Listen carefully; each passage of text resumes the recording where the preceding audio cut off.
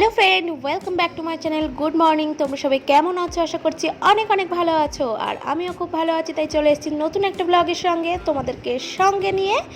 আর এখন বাজে হচ্ছে সকাল 5:30। তো এখন থেকেই তোমাদেরকে সঙ্গে নিয়ে আজকের ব্লগটা স্টার্ট করছি। আই হোপ যে আজকের ব্লগটা তোমাদের ভালো লাগবে। তো সকাল সকাল দেখো চলে এসেছি কিচেনে, আর বানাচ্ছি হচ্ছে চাউমিন। তো ডিঙ্কার স্কুল যাবে, আর আজকে ভাবলাম ভাত খাইয়ে পাঠাবো না, কারণ একই খাবার প্রত্যেক দিন খেয়ে যেতে ওরও ভালো লাগে না।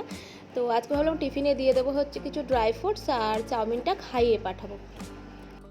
আমরা হাউসওয়াইফরা সারাদিন কাজ করতে করতে কিন্তু নিজের মূল্যবোধটা নিজেরাই ভুলে যাই। তাহলে কিভাবে এক্সপেক্ট করি যে অন্যের কাছ থেকে আমরা আমাদের মূল্যবোধটা পাবো? তো প্রথমে কিন্তু নিজেদের মূল্যবোধটা গড়ে তোলার জন্য আমাদের নিজেদেরকে কিছু ট্রিক্স অবলম্বন করতে হবে। তো চলো সেগুলো নিয়েই কিছু আলোচনা করব। বেশিরভাগ হাউসওয়াইফদের কিন্তু সারাটা দিন কাজের মধ্যে থাকতে হয়, পরিবারের সকল সদস্যের দেখাশোনা দেখভাল সমস্ত কিছু করতে হয়, কিন্তু সেইভাবে মূল্যবোধটা কিন্তু আমরা পেয়ে থাকি না। তো আমাদের কিছু এক্সপেকটেশন থাকে, সেটা হচ্ছে সম্মান পাওয়াটা। কিছু দরকার নেই, শুধুমাত্র সম্মান পাওয়াটাই হচ্ছে আমাদের সবচেয়ে বড় এক্সপেকটেশন।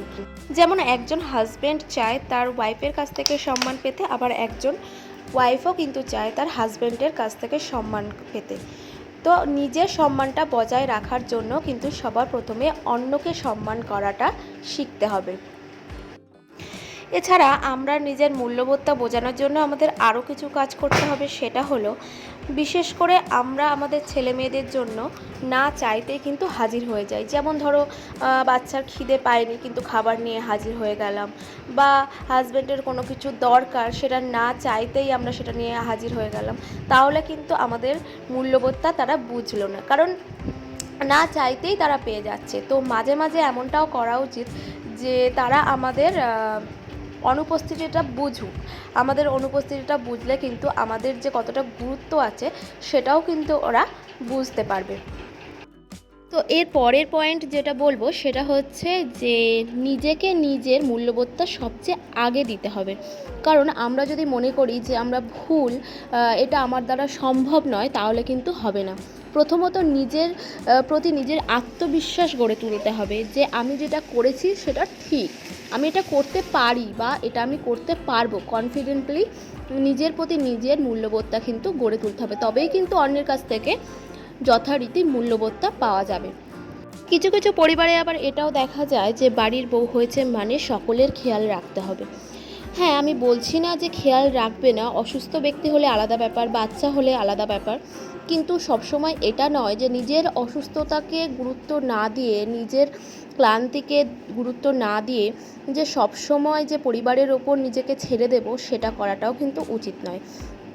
কারণ একটা বাচ্চা যখন দেখবে যে সেই পরিবারের মা সারাটা দিন কাজ করতেই থাকে, তখন সে ভাববে হয়তো মায়ের কাজটাই হচ্ছে সারাদিন কাজ করা। কিন্তু নিজেকেও গুরুত্ব দিতে হবে, নিজেরও যে কিছু স্পেস আছে সেটা বোঝাতে হবে। তবে কিন্তু বাড়ির অন্যান্য সদস্য এবং বিশেষ করে বাচ্চারাও জানতে পারবে বা শিখতে পারবে যে মায়েরও একটা নিজস্ব সময় দরকার।